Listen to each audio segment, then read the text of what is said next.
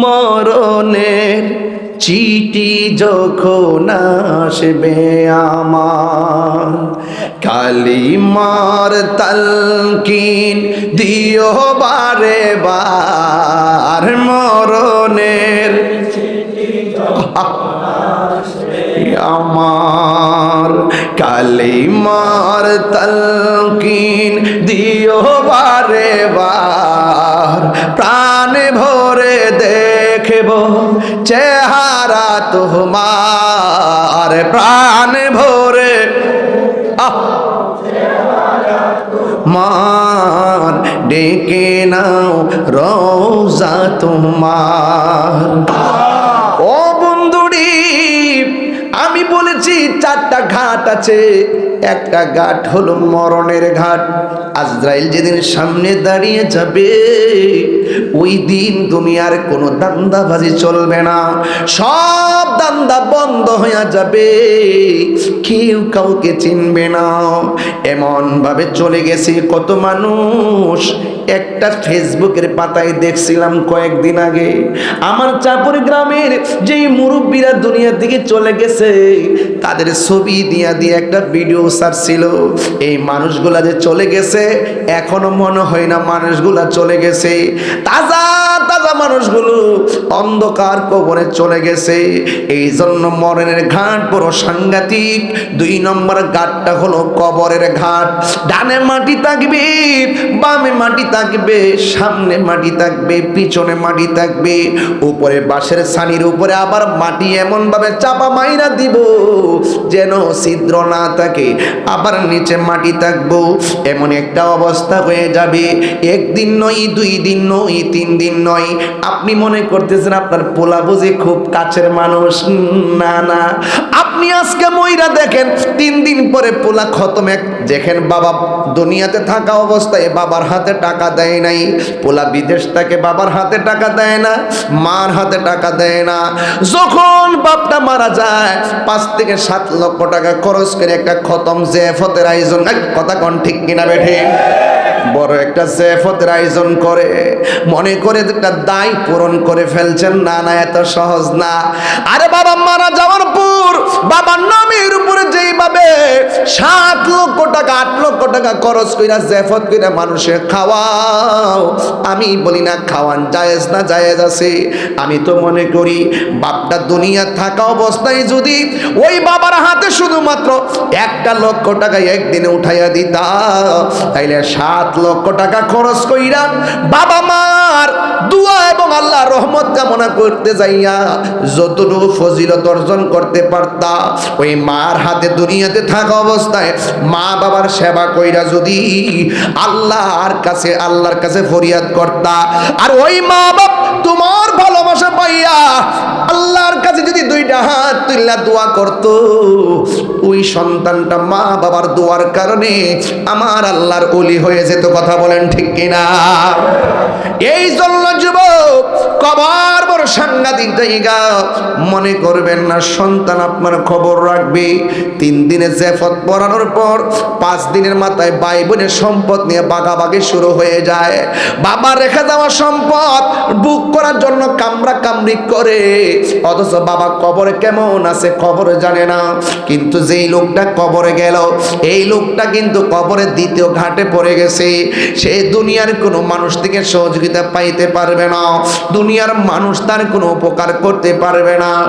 এ বন্ধু, ওই কবরে এমন একটা ঘাট, আমার নবী আপনার নবী বলেন কবর কাহার জন্য জাহান্নামের গর্ত, আবার কবর কাহার জন্য জান্নাতের বাগান।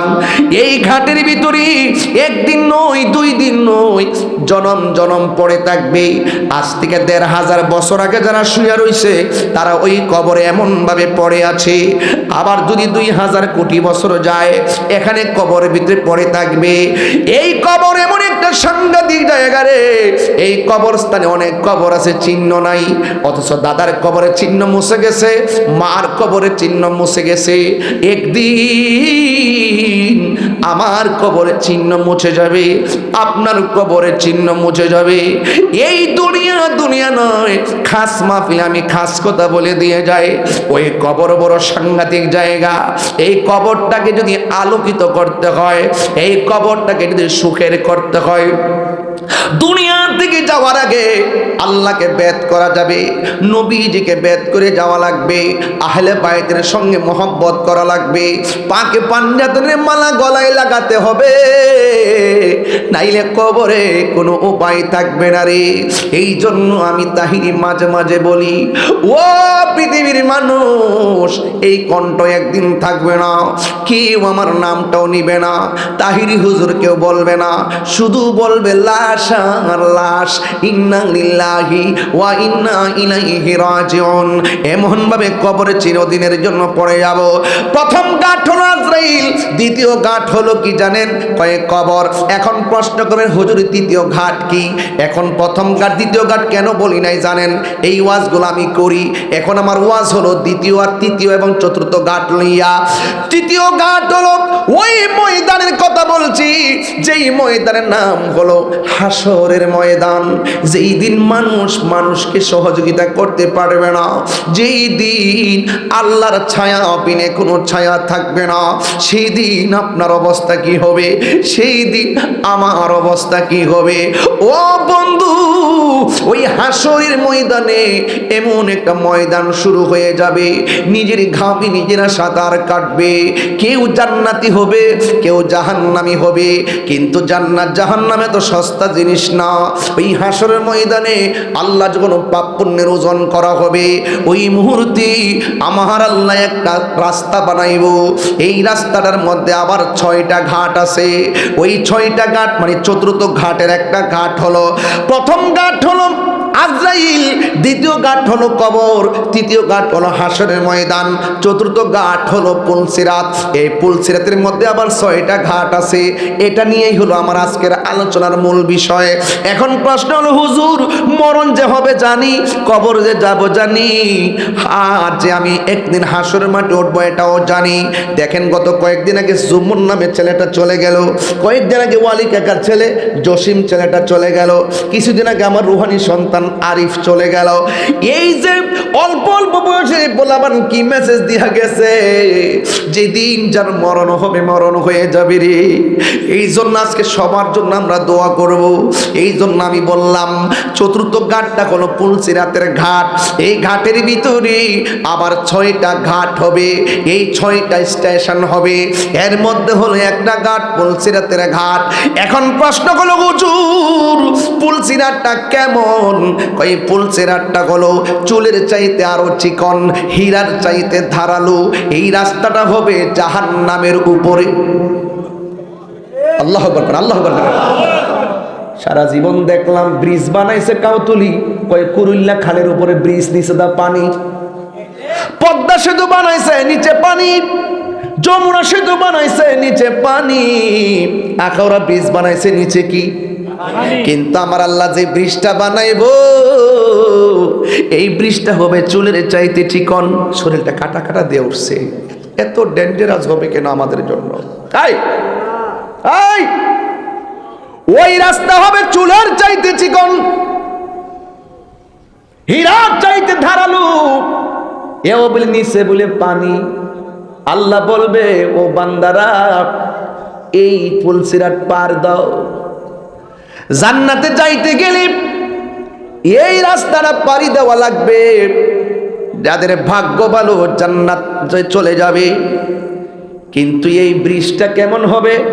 কাহার জন্য ব্রিজটা দুনিয়ার মতো প্রশস্ত হবে? সুবহানাল্লাহ না? সুবহানাল্লাহ। আবার কেউ এই পুলসিরাতটা একদম দৌড়াইয়া পার হয়ে যাবে। কেউ কেউ এই পুলসিরাতটা কেমনে পার হবে জানেননি? গরু যেমনে হাইটে হাইটে যায় সেও চলে যাবে। আমরা দেশে একটা কথা আছে না, গরু যখন কিনবা মোটা তাজা দেখতে গরুটা কিনলো, তাজা তাজা দীক্ষা কিনো, শরীরে যাতে শক্তি থাকে, মেত্রা যাতে না হয়। হাদিস শরীফের মধ্যে আছে, যারা এই মোটা তাজা দীক্ষা গরু কিনবো, এই গরুটা পুলসেট পার হওয়ার সময় বাহন হয়ে যাবে। লাভ আসেনি নাকি? তো মানুষের দেখায় বলে কিনবেন, আর এ মুখে 3 লাখ দিয়ে কিনছে, আমি না কিনলে কি হয়নি? এরকম হইলে হইব? তৌফিক থাকলে 10 লাখ দিয়ে কিনেন, কিন্তু সন্তুষ্ট করবেন একজনকে, তিনি কেডা? আরো বড় করেন, তিনি কে? প্রাণ দয়ালেরি গৃহস্থেরা দলে দলে, হাঁস মুরগি কতই পালে, সন্ধ্যা হলে ডাকি দিয়া লয় ঘরে। বাপরে বাপ, আমাদের দেশে ফুসকুনি আসেনি? ওই যে আমরা একটা ফুসকুনি আছে, এখন তো বিল্ডিং কইরা গাট নাই, এখন কি ফুসকুনি গাট আছে? আগে বহুত মজা আছে গাটলার মধ্যে গোসল টোসল করলে, সাঁতার টাতার দেওয়া গেছে, এখন সব পোল্ট্রি হয়ে গেছে। ঠিক নি? হাঁসের লাগে কি মায়া, ও গাটলার যায় সন্ধ্যা শিকা করে, হাঁসের বাচ্চা যাইছে না, দেওয়াস না, ও জঙ্গলার ভিতরে যায় ঢুকে দিছে, সুই সুই ডাক দি, বুঝলে গেছে গাদি না, ডাকতে ডাকতে এইটাও বুঝলে গেছে। হ্যাঁ, ডাক দেনি।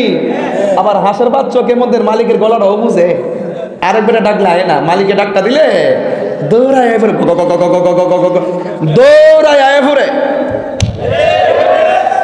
মানে বাচ্চার প্রতি কি মায়া, হাঁসের প্রতি কি মায়া, এর চাইতে কোটি গুণ বেশি মায়া করে আল্লাহ আমরা বানাইছে। গুনার দিকে গেলে গাও আল্লাহ কয়, লা তাকনাতু মির রাহমাতিল্লাহ, লা যায়া তওবার মাধ্যমে মুড়ি দেবেন, যা করছি ভুল করছি আর করব না। খাস মাহফিলে আইছেন, নিয়ত করেন কিছু, ছোট কিছু নিয়ত করেন বাবা, আগামী বছরে আবার আরেকটা নিয়ত করেন, যেটা নিয়ত করবেন এটা ধরে রাখবেন। তওবা মানে ফিরে আসা, যে আমি চুরি করতাম আর করব বাস, এটা আজীবন লেগে ডিলিট করে দিবেন। এরপরে পরের বছর আয়া, নাহলে রাত্রেবেলা গোপনে বয়ে দেখা কয়ালেন যে আল্লাহ এটা আর করতাম না। প্রাণ দয়ালে রে গৃহস্থেরা দলে দলে, হাঁস মুরগি কত হই পালে, সন্ধ্যা হইলে ডাকি দিয়া লয় ঘরে। যার যত পালিত ছিল সকল রে তো ঘরে নিল, আমি একা রইলাম অন্ধকারে। প্রাণ দয়ালে রে সন্ধ্যা হইল ডাকি দিলে না মুরে, সন্ধ্যা হইল ডাক দিলে না মুরে। প্রাণ দয়ালে রে সন্ধ্যা হইল ডাকি দিলে না মুরে। প্রাণ দয়ালে রে আর পরীক্ষার সময় নাই, কর জোরে ক্ষমা চাই, শেষের খেয়া না নিলাই আমার দিন কি এমনি যাবে, লোকে তোমায় কি বলিবে, এই দুঃখ রইল তাহিরির অন্তরে। প্রাণ দয়াল রে সন্ধ্যা হইল ডাকি দিলে না মরে, সন্ধ্যা হইল ডাক দিলে না মরে। প্রাণ দয়াল রে সন্ধ্যা হইল ডাকি দিলে না মরে।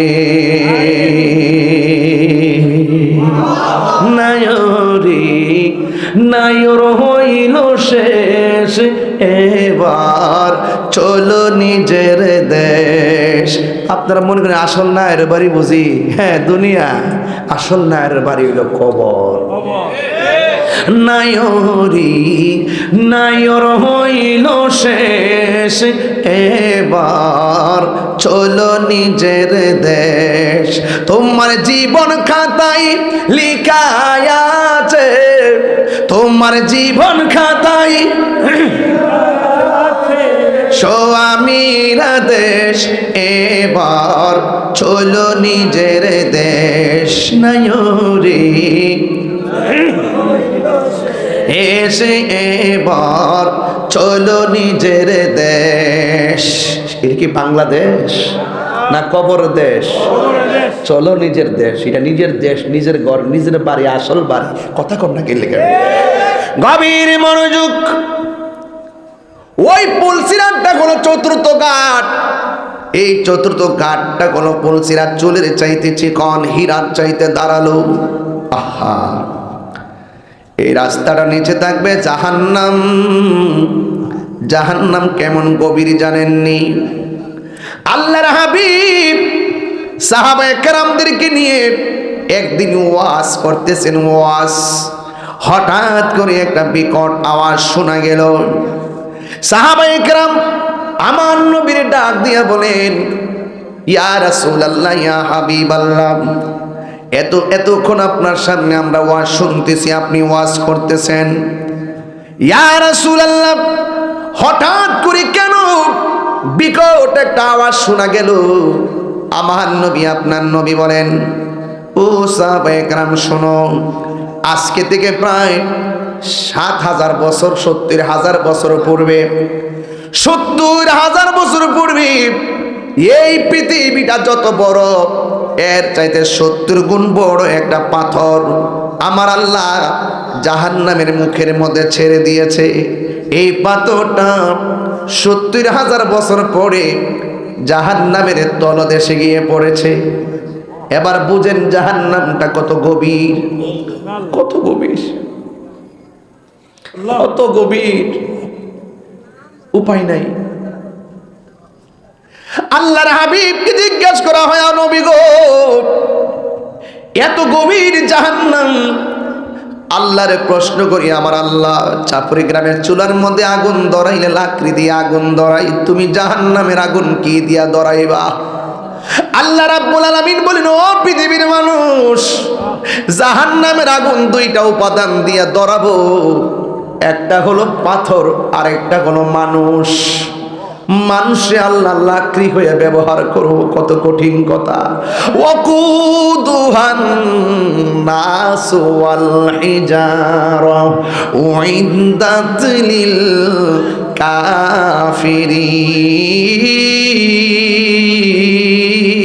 কাফিরিন। আর বড় করে এখন আল্লাহু আকবার। জাহান্নামের আগুন ধরাবে পাথর দিয়া আর মানুষ দিয়া। এই পাথরটা যদি বেলাল মিয়া তুমি হও, বাবুল মিয়া তুমি হও, এই পাথর যদি আমি তাহিরি হই, এই পাথর যদি আব্দুল কুদ্দুস মিয়া হয়, কেমন লাগবে মিজান ভাই? এই পাথর যদি আল্লাহ আমরারে বানাই, কেমন লাগবে? কত কঠিন খবর। জাহান্নামের আগুন নাকি মানুষ দিয়া ধরাইব? আমরা তো চুলার আগুন ধরাই লাকড়ি দিয়া, জাহান্নামের আগুন ধরাইব মানুষ দিয়া। কথাটা কিন্তু কঠিন।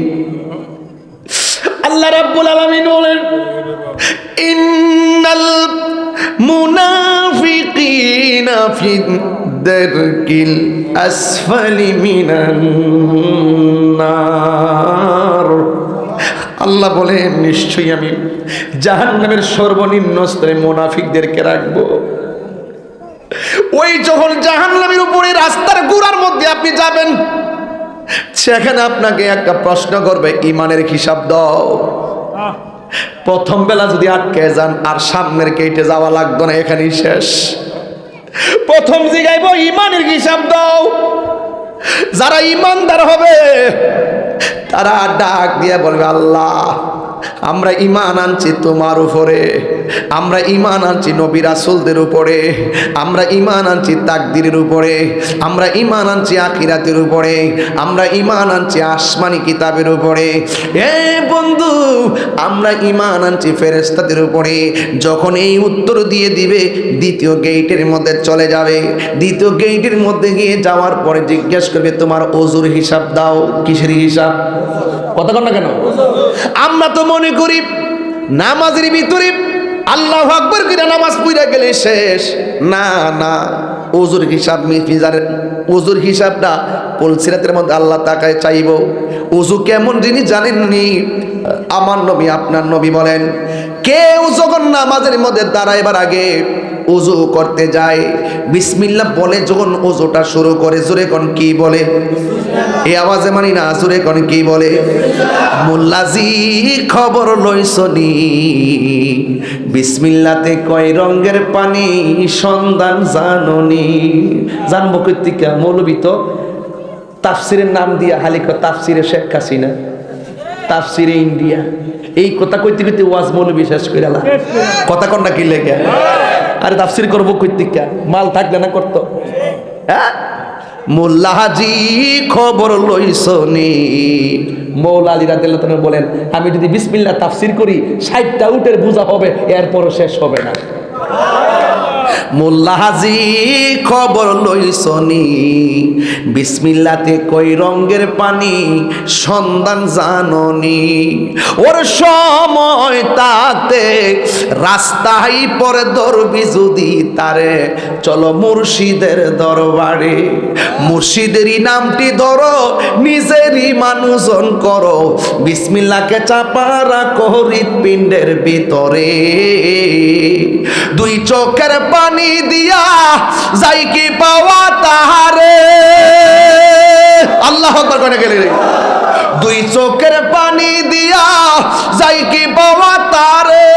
ওর সাথে সাথে মন মহাজন, সাথে সাথে মন মহাজন, কি না হইতে পারে, চলো মুর্শিদের দরবারে। ওর সময় তাতে রাস্তায় পরে ধরবি যদি তারে, চলো মুর্শিদের দরবারে। মুর্শিদ নামটি পরম ধন, করো তুমি তার সাধন, তিন পুরাতর দন্য হবে এই কুলে সেই কুলে। কথা কন ঠিক কিনা? এরা তো তিন পুরা চিনে না, হেরা চিনে কবর থেকে লাশ তুলে আগুন তো ফিরে লইতো। কথা ঠিক নি? কথা না? এরা কে এই পুরা চিনে? হেরা ফারে যে কবর থেকে লাশ তুলে আগুন দা ফিরে লইতো। খেলা দেখছেন না? দেশ স্বাধীন করছেন না এবার? লাশ তুলে কবর থেকে লাশ তুলে আগুন দা ফিরালা। হ্যাঁ, এই কীর্তিকে আমরা জীবনে দেখছিও। এই মুনাডি শুরু করছে এগুলা। মুখে ইসলাম আছে মাগার অন্তরে ইসলাম। কে ভালো মন্দ হিসাব করবো কেডা? তো তুমি কবর থেকে দিলে আগুন তো ফুরাই দেবার কেডা?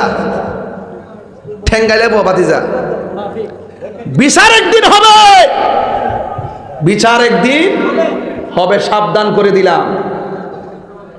97টা ওলি আল্লাহর মাজার ভাঙছে। কয়টা ভাঙছে? এই কীর্তি কি সারা জীবন দেখছেন? বাটফাটি কথা শুনলে পুরা আল্লাহর ওলি, ভিতরে শয়তানি। কথা কোন ঠিক না বেটি? এদের সাথে কি আমাদের কোনো সম্পর্ক আছে? আহলুস সুন্নাত ওয়াল জামাতের কোনো সম্পর্ক আছে? ওযু নাই, নামাজ নাই।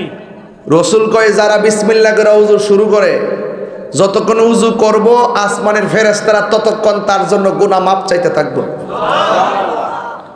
উযু করতে যায় যখন হাতটা ধৌত করব, এই উযুর পানির সঙ্গে হাতের গুনাহগুলো মাটিতে ফেলে দিবে। যখন কুলি করব, মুখের গুনাহগুলো কুলির পানির সঙ্গে মাটিতে পড়ে যাবে।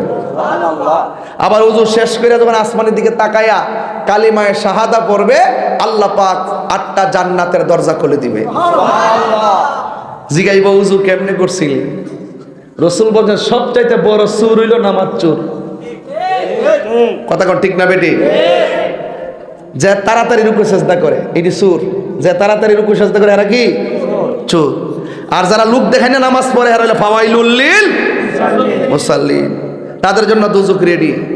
ঠিক আছে? দ্বিতীয় প্রশ্ন করবে, তোমার ওযুর হিসাব দাও। প্রেমিক ওযুর হিসাব দিয়া দিব। এরপরে জিগাইব নামাজের হিসাব দাও। প্রেমিক নামাজের হিসাব দিয়া দিবে। এরপরে জিগাইব আত্মীয়তার সম্পর্কের হিসাব দাও। আঙ্গুদেশে দেখছেন না, ফান খসতেই হুট কইরা সম্পর্ক ছিন্ন করে। এমন লোক আছে না নাই? সম্পর্ক রক্ষা করতে হয়। লা ইয়াদখুলুল জান্নাতা কাতিউন, আত্মীয়তা ছিন্নকারী জান্নাতে যাবে না। এজন্য আমার দেশের মধ্যে দেখবেন হুট করে দেখবেন আত্মীয়তা ছিন্ন করে, এমন লোক আছে না নাই? ওই পুলিশের ঘাটে গেলে জিজ্ঞাসা করবে। আরেকটা জায়গায় বিটা আমাদের দেশে খুব দরকার, কইতামনি কথাটা? আপনি অনেকে রাগ করে লা কইতামনি? আরেকটা হইলো হক মাইরা খা। আসিনি আসিনি হক মাইরা খাওয়েন না, আসিনি। দুই ভাই থাকলে এক ভাই মারা গেলে দেখবেন বাতিজার লোকে চাচা কি ব্যবহারটা করে। ঠিক নেই? এরপর স্ত্রীর লোকে স্বামী মারা গেলে দেখবেন তার বাসুররা স্ত্রীর সাথে কি খারাপ ব্যবহার করে, সন্তানের ভাতিজাদের সম্পদ মাইরা খায়। আবার দেখবেন এই খেতে খেতে মানে হাত কাটতে কাটতে কাটতে কাটতে কাটতে কাটতে এমন সিহন বানাইছে আর মানুষ আড়ার জায়গা নাই। দেখবেন পানি দেওয়ার সময় দেখবেন হুট করে ফাওয়ার আঙুল দিয়ে কুতা মারে, পাশের পানি নিবার লাগে নিতে নিতে হাত বইরা জায়গা পরে জিজ্ঞাসা করে কেউ আমার ক্ষেত্রে পানি দিয়ে তোমার ক্ষেত্রে গেছে কাকু ইন্দুর কাতা দায় পড়ছে, ইন্দুর কাতা তো বিলাই পড়ছে, ইন্দুর কাতা দিয়ে আইছে না ফাউ ঠেলা দিয়া বান কাটটা লইছে, কেউ জানে না, জানে কেডা? বাইরে খাবা দুইটা মুড়া দান পাইবার লেগা আরেকবার ক্ষেতের মোড়াই না দান বিলাইলা ইজা এজিতি মাল হালাল ওয়াল হারাম গলাবাল হারাম। আপনি যদি 10টা বস্তার লোক আরেকবার চুরি করে না আরেকটা বস্তা ডুহাই দিন, মনে করলেন যে আমও গেছে, আমও গেছে, সালও গেছে। এই হক মাইরা খাওয়াইন না আছে না নাই? তাহলে এই হক মাইরা খাইলে ফুলসিরাতের ভিতরে জবাব দিতে আছে না নাই? এখন যারা প্রেমিক হবে তারা ফুলসিরাতটা পার হয়ে যাইব, আর যারা প্রেমিক হবে না তারা একদম একদম পাও কাইটটা জাহান্নামের মধ্যে পড়ে যাবে। আপনারা বলুন তো জাহান্নামের আগুন কি সাফিরের চুলার আগুনের মতো? হ্যাঁ, কত বড় আগুন! 70,000 ফেরেশতা 70,000 শিকল দিয়ে বাইন্ধ এই মুখটারে বাইন্ধা রাখাতেন, এমন ঠেলা মারবো একবারে ঠেলা দিয়ে আগুনে জিব্বা দিয়া 70,000 গজ দূরের থেকে জিব্বাটা টান্দা জাহান্নামে নিয়ে আসবো। আর এদের এত ক্ষুধা বুঝেন না, এত বড় 70,000 পৃথিবীর মতন 70টা পৃথিবীর মতো পাথর জাহান্নামের মুখের মধ্যে ছেড়ে দেওয়ার পরে একবারে 70,000 বছর লাগছে এই পাথরটা নিচে যাইতে। তাহলে এই জাহান্নামটার গভীরতা কত! মানুষে গেলে কি অস্তিত্ব থাকবো? কেউ বের হতে পারবে না। কিন্তু হাদিস শরীফের মধ্যে আজকে পড়ছি, মুসলিম শরীফ হাদিসটা আসছে, বুখারী শরীফ হাদিসটা আসছে, আব্দুল্লাহ ইবনে মাসউদ রাদিয়াল্লাহু তাআলা থেকে হাদিসটা বর্ণিত। আল্লাহ পাকের হাবিব বলতেছেন সর্বশেষ একটা লোক জাহান্নাম থেকে জান্নাতে যাবে। সুবহানাল্লাহ। সর্বশেষ কিসের গুণে যাইব জানেননি? ইমানের জোরে, লা ইলাহা ইল্লাল্লাহ মুহাম্মাদুর সাল্লাল্লাহু আলাইহি ওয়াসাল্লাম। আল্লাহ বলবেন এই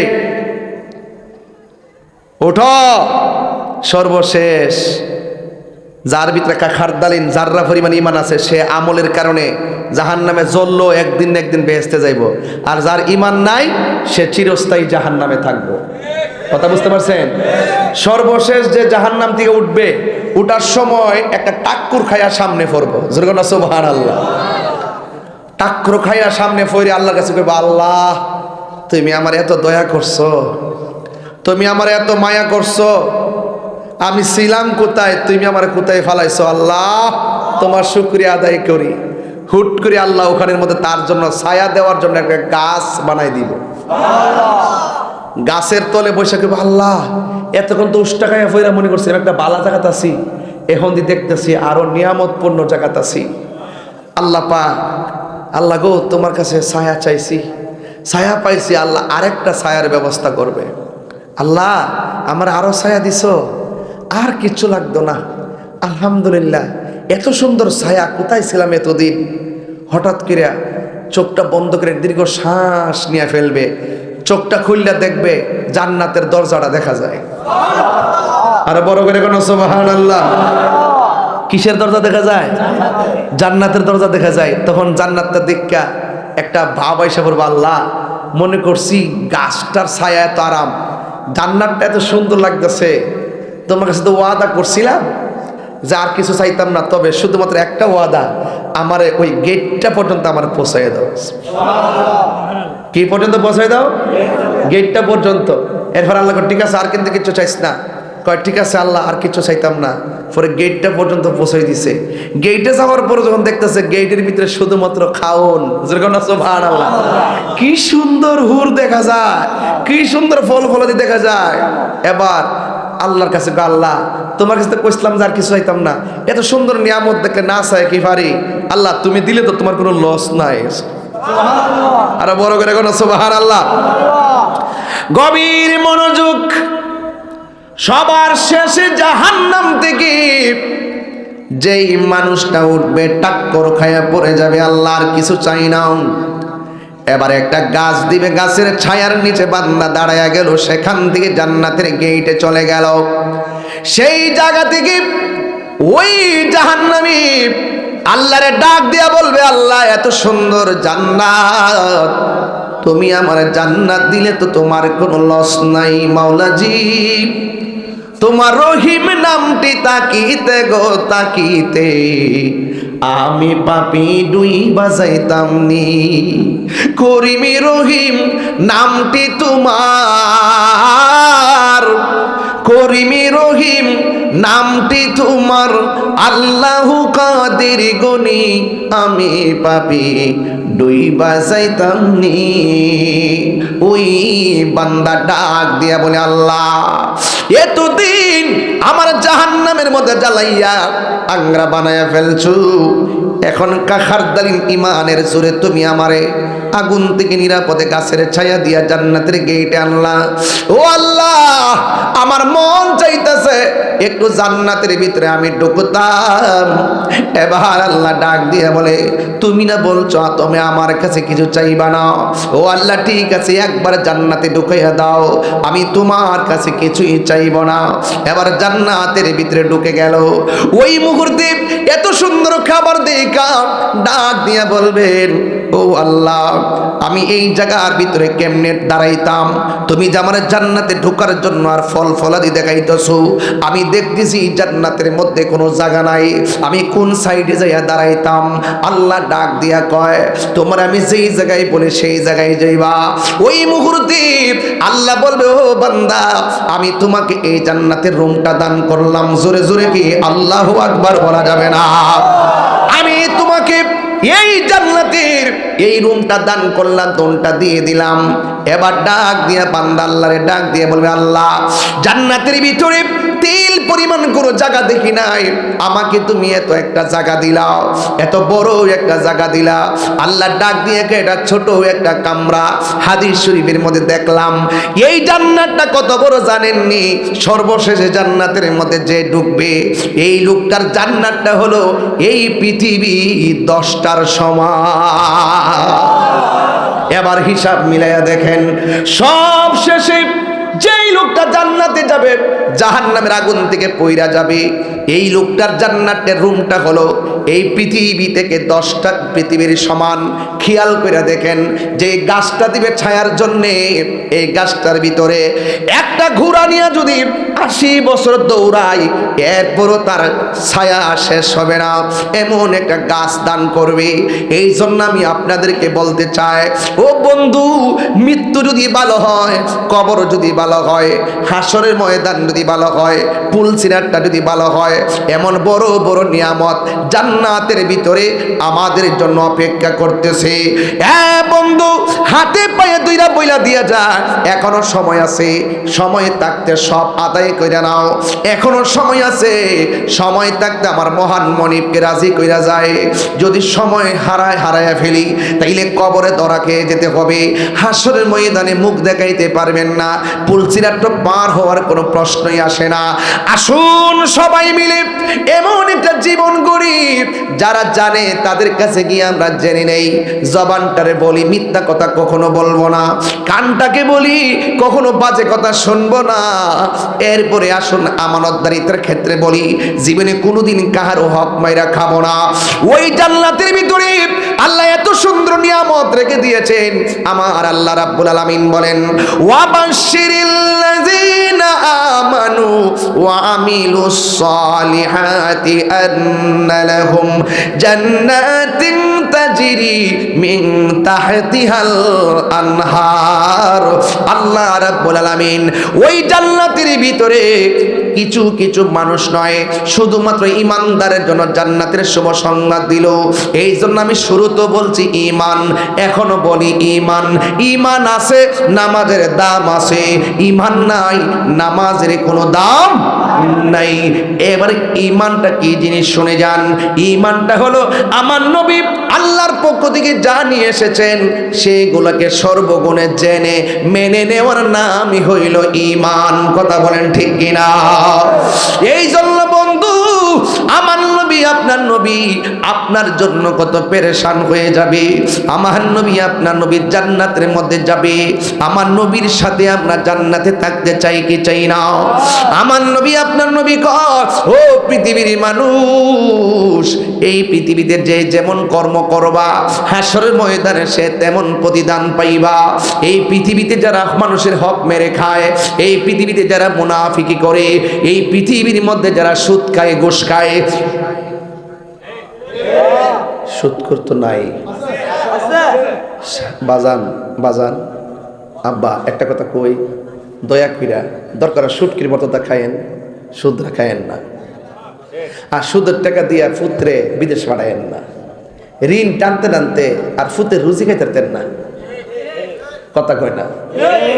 ঋণ টানতে টানতে ফুতের রুজি আর নসিবে মিলতো না, টানতে টানতে সব শেষ হয়ে যাব। কি জানেননি বাজান, হারামের মধ্যে কোনো আরাম, বলেন না হারামের মধ্যে কোনো আরাম, হারাম নাই। আর আঙ্গ দেশের মধ্যে ঘুষ তো উপেন চলে। অনেকে বাজান রাগ করব, রাত্রেবেলা সকালে যে দেন্দ্রবট হইব, রাত্রেবেলায় আমরা ফোনে কাজ কারবার শেষ করে এলা, আর বিচার যখন বনা চোখ টিপ দা বিচার শেষ। আগে কয়ে রাখে আমি আর দমক দিব, তুই একটা নাচ মারবে, বাঘ তো হমানুই, বাঘ তো হমানুই। আঙ্গদেশে অনেক হুজুর আছে না, ওই ঘুমাইতেছেন গেলে গা শোনেন, আঙ্গদেশে অনেক হুজুররা আছে, টিয়া খায়া ফতোয়া ঘুরাইলা আসেনিও, মাল খায়া ফতোয়া ঘুরাইলা, খবরদার।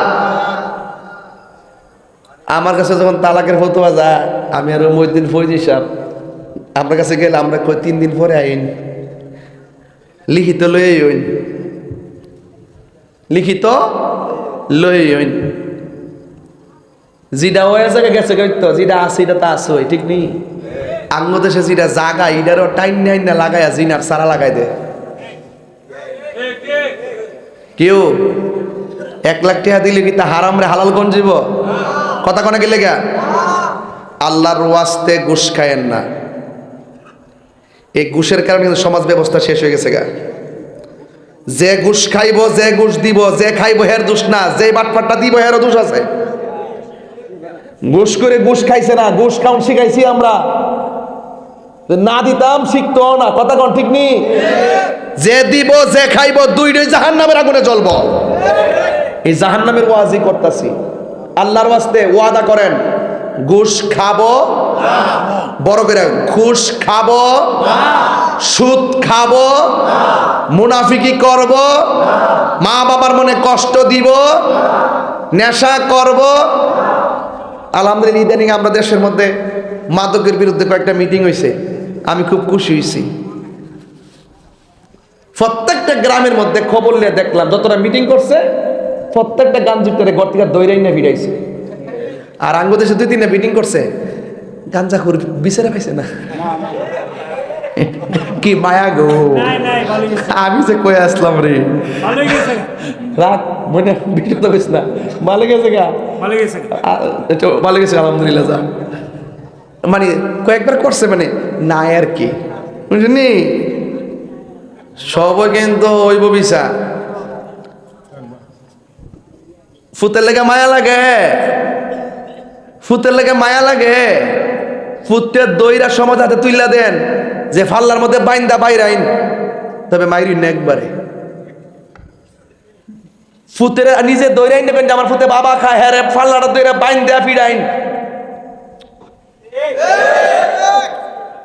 আমনের ফুতের লেগে আবার আমার বাতিজা নষ্ট হয়ে যাবো গা, এটা হবে না।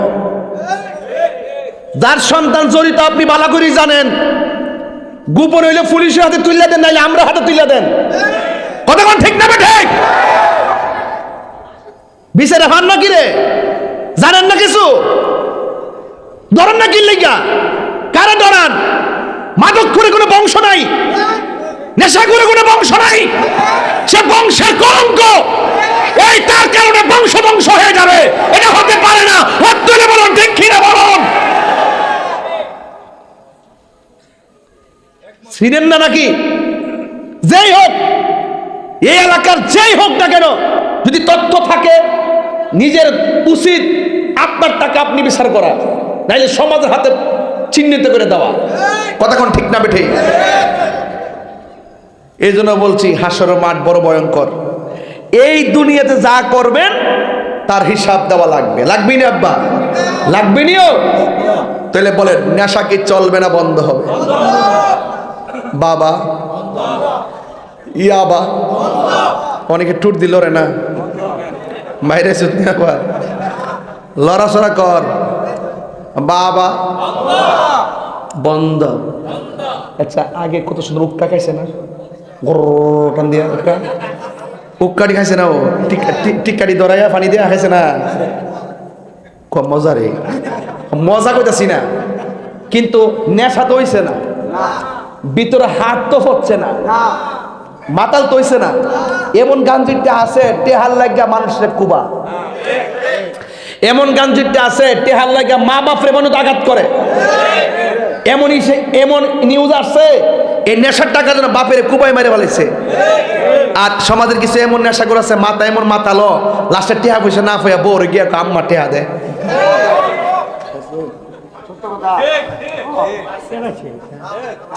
নেশা করে কিন্তু বিবেক আছে? নেশা করে ব্রেইন আছে? এর মাথা কি আছে না গেছে? নেশা যখন হয়ে যায় তখন আপন পর চিনে না।